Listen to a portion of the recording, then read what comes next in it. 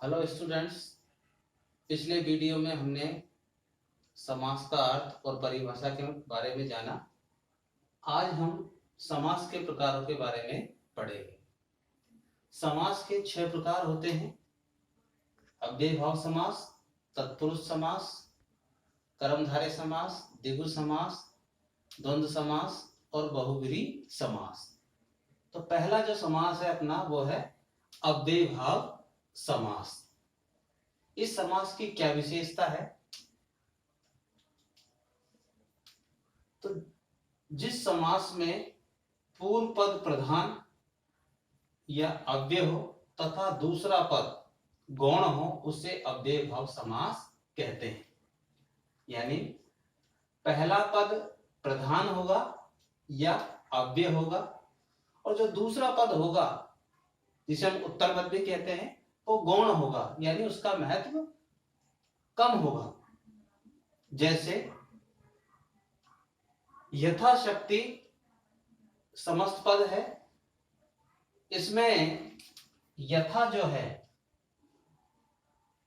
ये पूर्व पद है और अव्यय है,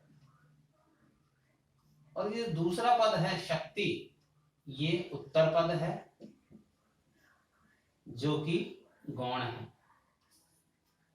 जब हम इसका विग्रह करते हैं यानी इसको पूर्व स्थिति में लाते हैं तो बनता है शक्ति के अनुसार।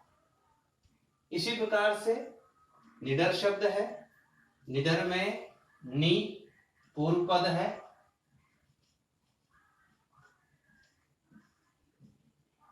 जो अव्यय है और डर उत्तर पद है। इसका जब हम विग्रह करते हैं तो बनता है डर के बिना। ध्यान रखें, अव्यय भी उपसर्गी होते हैं। इसी प्रकार से जो शब्द हैं अपने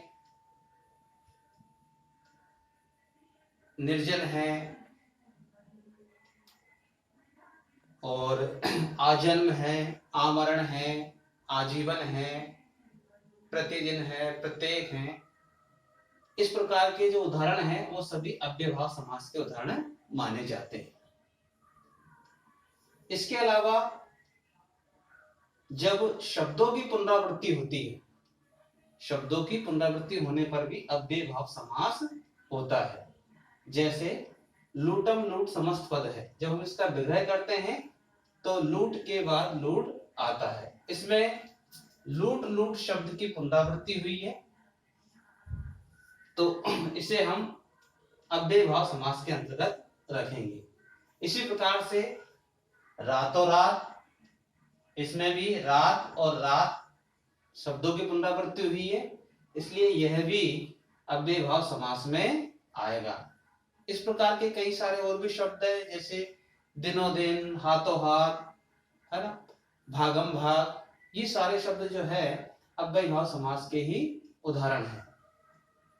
अब हमारे सामने जो समस्या आएगी वो ये है कि अब हम इसको पहचानेंगे कैसे।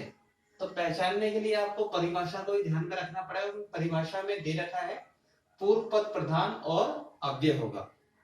तो इसके लिए हम ये बात ध्यान में रखें कि अव्ययीभाव समास का कोई उदाहरण यदि आता है तो हमें क्या ध्यान में रखना है।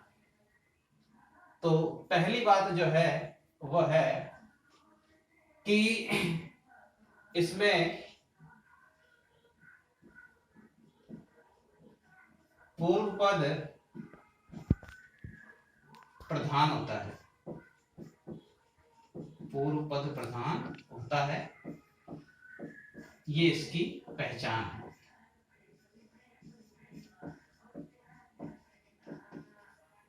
दूसरी बात, जो पूर्व पद होता है वो अव्यय या उपसर्ग होता है। पूर्व पद अव्यय या उपसर्ग होता है।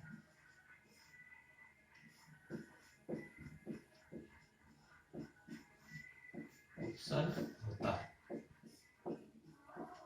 और तीसरी बात, यदि शब्दों की पुनरावृत्ति होती है,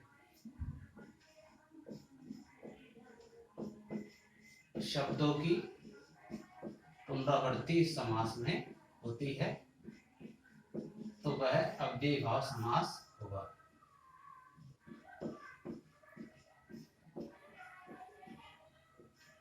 इस प्रकार से यह समास होता है।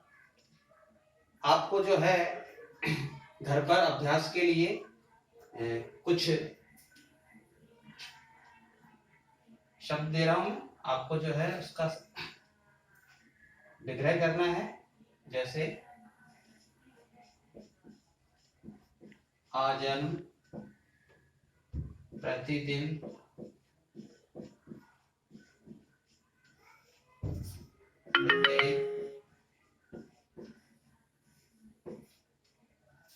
निर्जन। अब अभ्यास कीजिए। इसके बाद दूसरा जो समास है वो है तत्पुरुष समास। तत्पुरुष समास, तत्पुरुष समास। तत्पुरुष समास, इसमें उत्तर पद प्रधान होता है, यानी उत्तर पद का महत्व है। इसकी परिभाषा निम्न प्रकार है। जिस समास में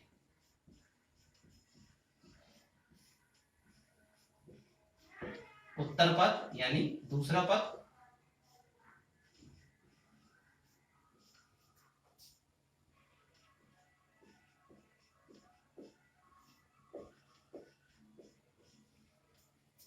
प्रधान होता है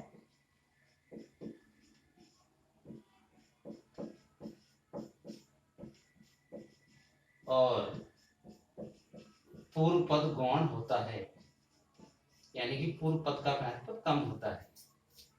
पूर्व पद यानी पहला पद।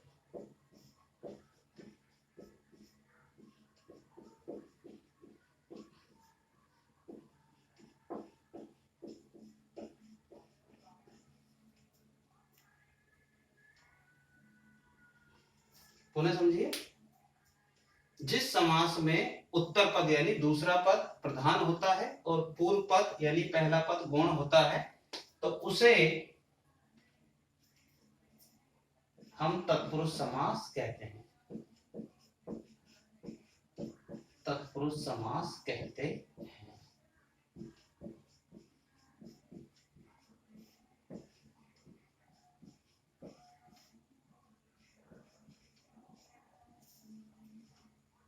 यानी उत्तर पद प्रधान से मतलब यह है कि जो दूसरा पद होगा विभक्ति उसके लिंग वचन के अनुसार आएगी।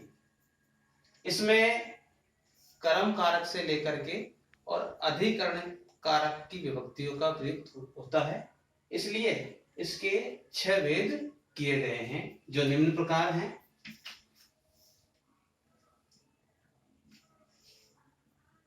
कर्म तत्पुरुष,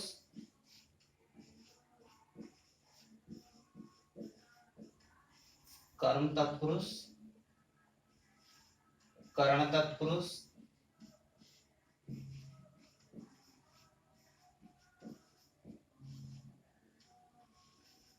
संप्रदान,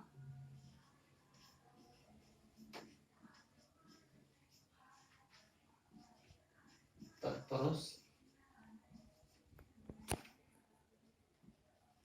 अपादान तत्पुरुष,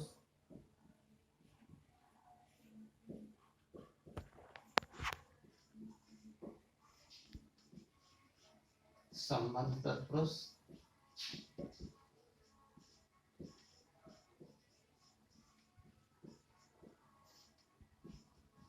और अधिकरण तत्पुरुष।